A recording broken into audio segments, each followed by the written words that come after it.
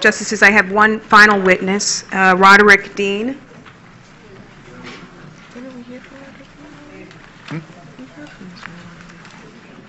Yes, we did.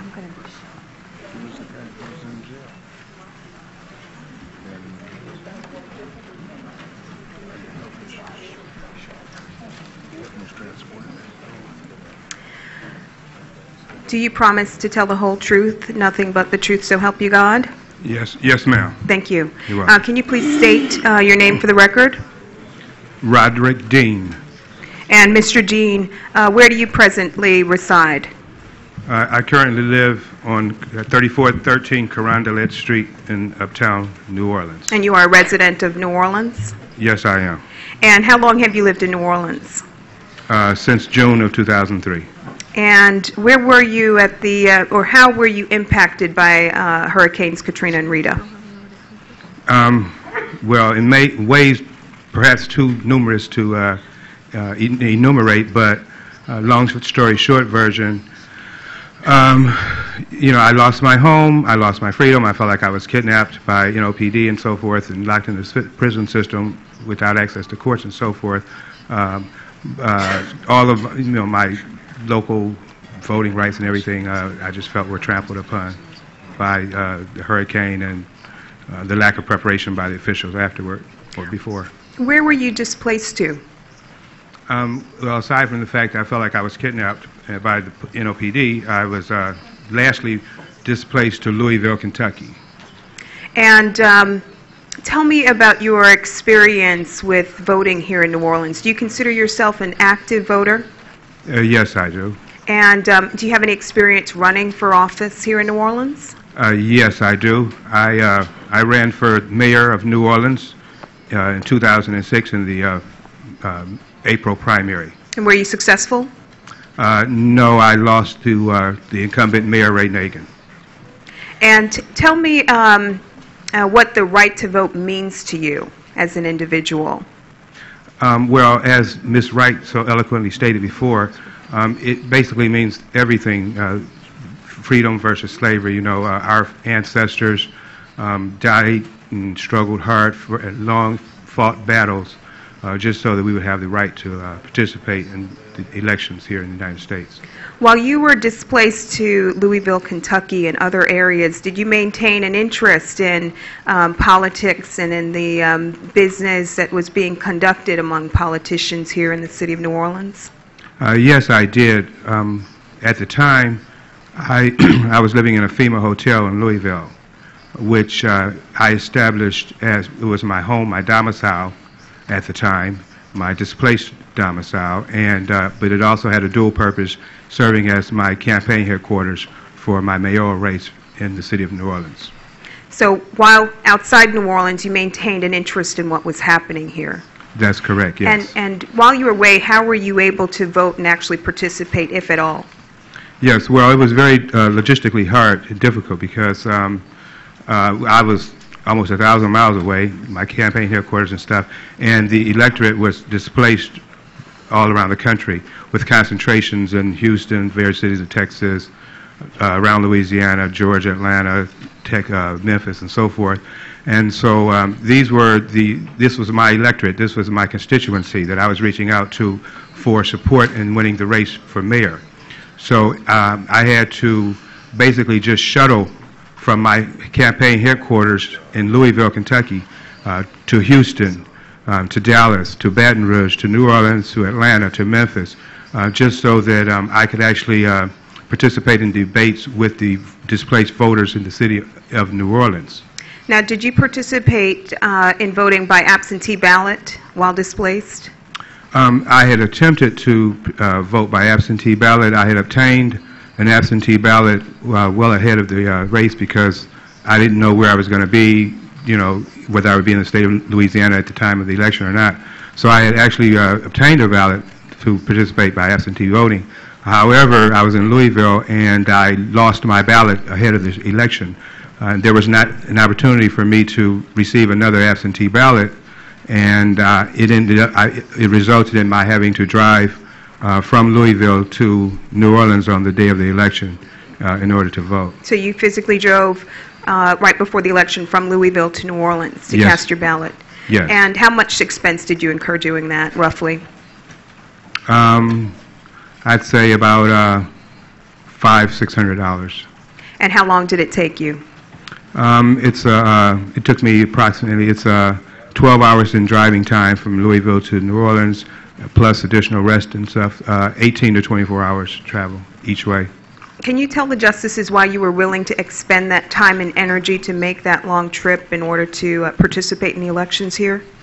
Well, just because the right to vote and the right to participate I hold so very dearly, and because of the fact that my ancestors died for me to have the right to vote, and it's so important to actually feel like I had a role to play in the rebuilding of the city of New Orleans, and that it was just all those forces combining.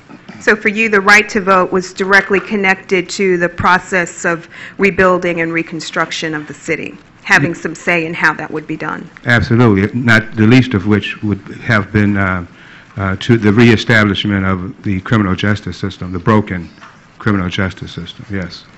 I want to direct your attention for a moment, speaking about criminal justice, to other civil rights, such as the right to serve on a jury. Do you deem that an important civil right? Yes, I do. It's ironic that you should ask. I just got a letter in the mail from the district federal court soliciting me to be a juror, yes. In order to serve on a jury, you have to first be an eligible voter on the voter rolls. Isn't that correct? That is correct, yes. Right. So in some respect, the right to vote is the building block for other civil rights. Yes, absolutely. Now,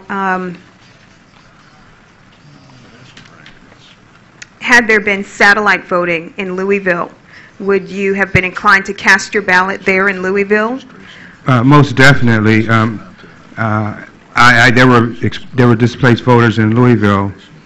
We didn't have any debates there, but I just kind of like shuttled around about to various apartments where there were great concentrations of displaced New Orleanians in Louisville, and had little impromptu speeches with them, in addition to the debates that I attended in Atlanta and other places where voters were concentrated.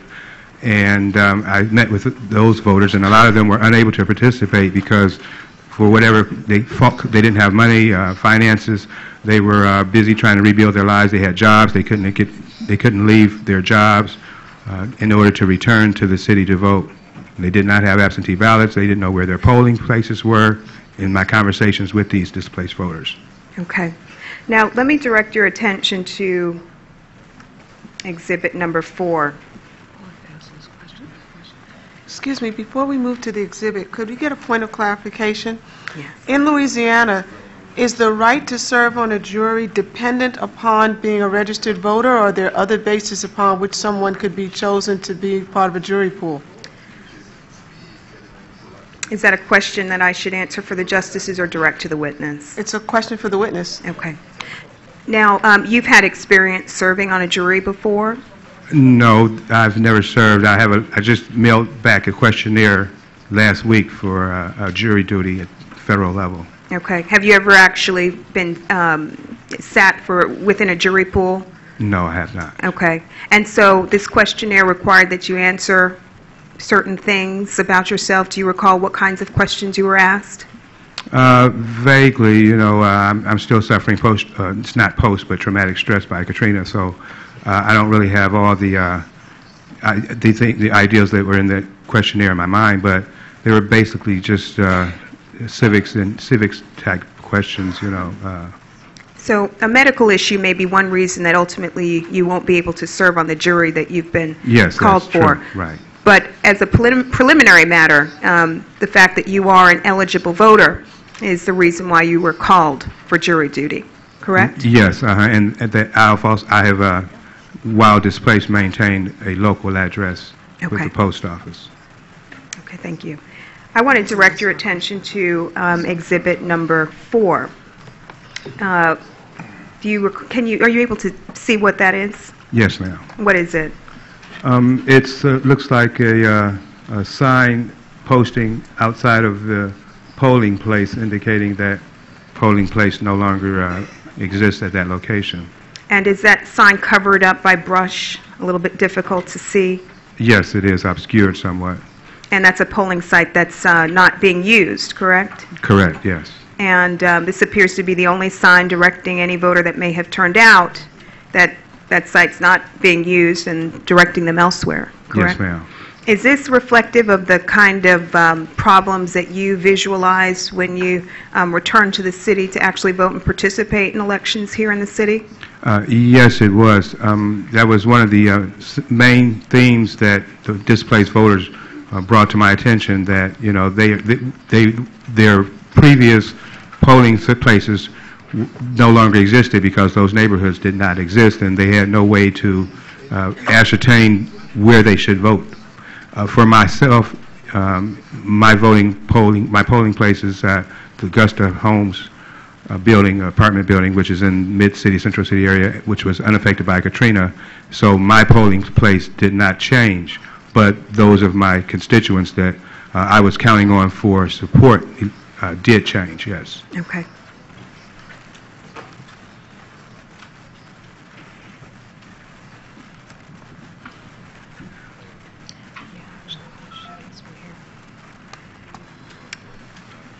I want to now direct your attention to Exhibit 2. Nope, we just passed it. Can we go back? No, this is the first time we see that. She's saying she's going to bring it into another witness. Go back. One more time. Thank you. I want to direct your attention to Exhibit 2. And what do you see in that picture? It looks like the inside of a polling place and the voting machines booth. And is it correct that there are two voting machines set up here and one that's not yet completely set up? Yes. Was this also illustrative of the kind of problem that you were hearing about? Machines not being available, not enough commissioners working polling sites? Yes, and also some of the employees at those polling places, voting sites, unfamiliarity with those machines and unable to really assist, and particularly the elderly voters who are having logistical problems with operating the machines. So many of the commissioners who were serving at this time were newly recruited, unfamiliar with the rules? Yes. Okay. My final question to you is, here we are 2 years out from Katrina, and there are, of course, many who continue to remain displaced. In your view, how important is it that we provide a mechanism for those who remain displaced to continue to vote and participate in elections here in the city? I think it makes all the difference in the world. During the election last year, I certainly advocated for the satellite voting outside of Louisiana, and continue to advocate for such because of the just overwhelming difficulties and barriers and obstacles to voting for those displaced voters. Money, livelihood, jobs, children, schools, education, stuff, all were verbalized obstacles and barriers to these prospective voters being able to participate. Okay. Thank you very much. You're welcome. Are there any questions for the witness? I have a question, sir. Yes. Your description for exhibit number 2, for this polling place, how, if at all, different is this scene from the pre-Katrina voting situation for the poorest sectors of the New Orleans community? Well, just ostensibly, it appears that, as memory serves, I don't remember there being partially assembled voting machines prior to Hurricane Katrina. Were there any closed polling places prior to the hurricanes? Not that I'm aware of, no. Thank you. Other questions?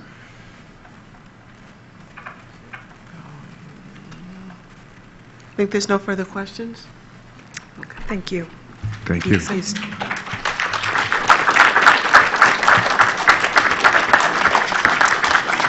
Justices, I think that the evidence that you've heard here this afternoon illustrates several things. One, that the voting process that was carried out following Katrina was one that was certainly riddled with problems, some of them that were administrative in nature. Difficulties recruiting sufficient numbers of commissioners to work the polls, commissioners who were not familiar with the election code and encountered difficulty carrying out the rules in the proper way.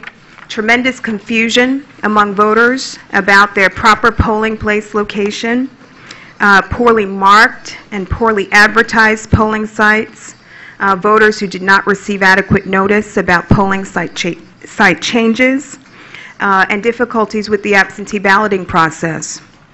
But most importantly, what I think we've heard here is that displaced voters continue to very much maintain a desire to participate in elections here in New Orleans and have some say in how the rebuilding and reconstruction process is carried out.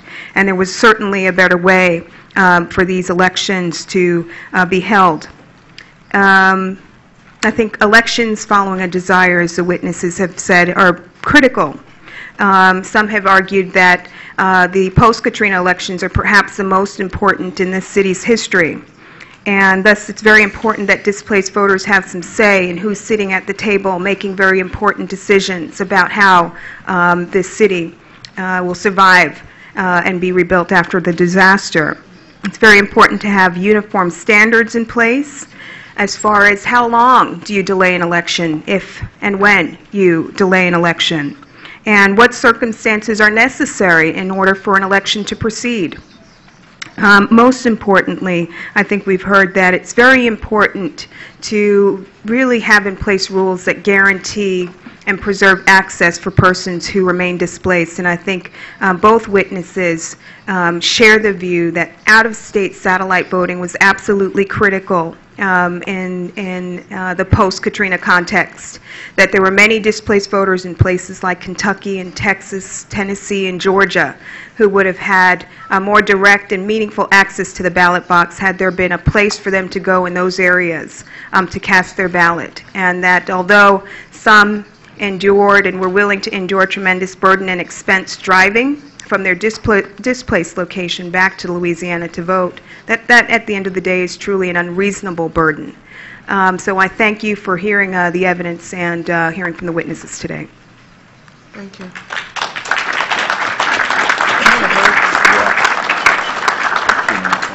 Your Honors, we're going to, before we go to the indigenous rights sector, we're going to go back to the women's issues with Joan Gibbs, because we had a witness who could not stay for her testimony, so the witness is present now. So we're going to...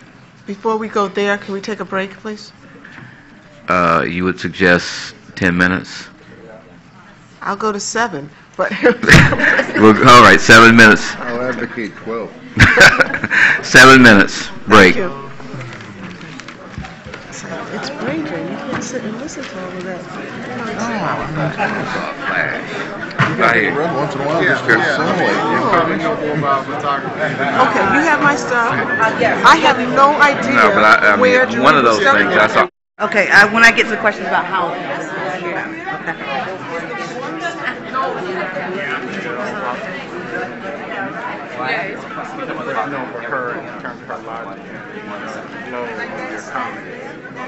No, it was probably, she should probably go through where she was in the beginning. We're going to be brief. We got it down. So she got me stuff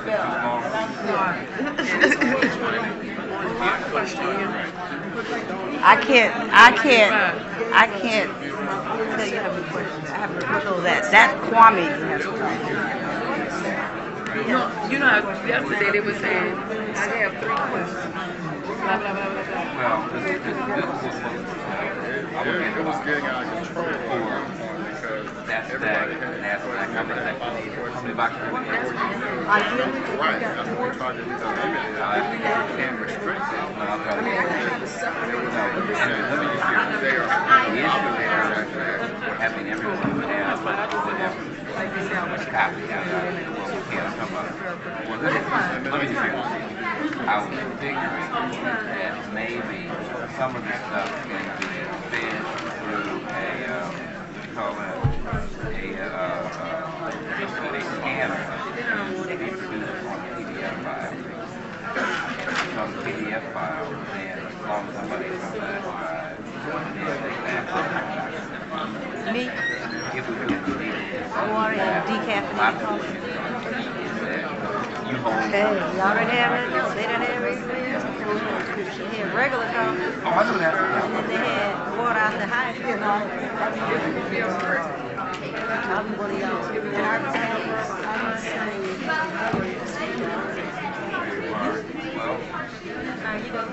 Well, that's, Have you already done? if we want everybody